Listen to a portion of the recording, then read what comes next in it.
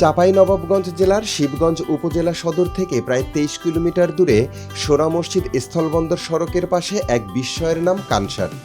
বাংলাদেশের সবচেয়ে বড় আম বাজার, আর অনেকের দাবি এটাই এশিয়ার দ্বিতীয় বৃহত্তম আম বাজার।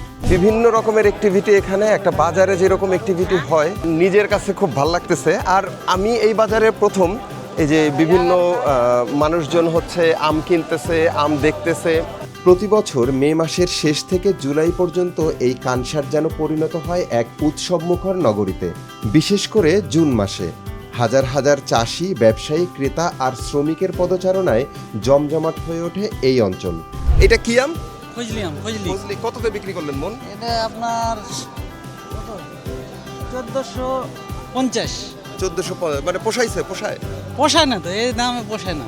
খরচই আছে আপনার গাছে 1500-1600। মানে আপনার মনে করতেছেন দাম ঠিক আছে না কম? কি করবেন, কম তো। এখন বিক্রি করতে হবে, আম গাছে তো থাকে না, আম পড়ে শেষ, মানে বাধ্য হয়ে বিক্রি করতেছে। বাধ্য এটা। প্রতিদিন এই বাজারে প্রায় 4 কোটি টাকার আমের লেনদেন হয়। প্রায় 250টিরও বেশি আড়ত আর হাজারো শ্রমিক দিনরাত কাজ করে এখানে। আম এখানে শুধু পণ্য নয়, এই আম পরিবার বাঁচায়, কৃষকের ঘরে আনে ঈদ, আর জোগাড় করে দেয় সন্তানের টিফিনের টাকা। যারা আসতে চান তাদের কিন্তু সকাল 7টা, 7:30 বা 8টার মধ্যে আপনার এখানে পৌঁছাতে হবে, কারণ মোটামুটি 10, 11টা, 12টার মধ্যেই হচ্ছে বিক্রিবাট্টা শেষ, ফাঁকা হয়ে যাওয়ার মতো অবস্থা আর কি। তো এইটা আপনারা চাঁপাইনবাবগঞ্জের কোনো হোটেলে থাকতে পারেন, এইখানে ওইরকম কোনো ভালো মানের হোটেল আপনারা পাবেন না।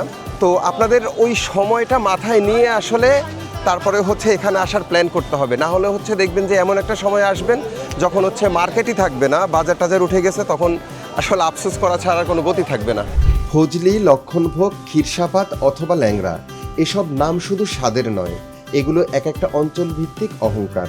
তবে চাষিদের জন্য কিছু চ্যালেঞ্জও আছে।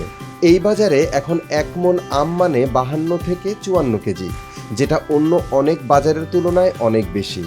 ফলে অনেক কৃষকই অভিযোগ করেন মুনাফার একটা অংশ যেন হারিয়ে যাচ্ছে হিসাবের ফাঁকিতে। কত কেজিতে মন হয়? 52 কেজি। 52 কেজিতে কেন মন হয়? 40 কেজিতে কেন হয় না?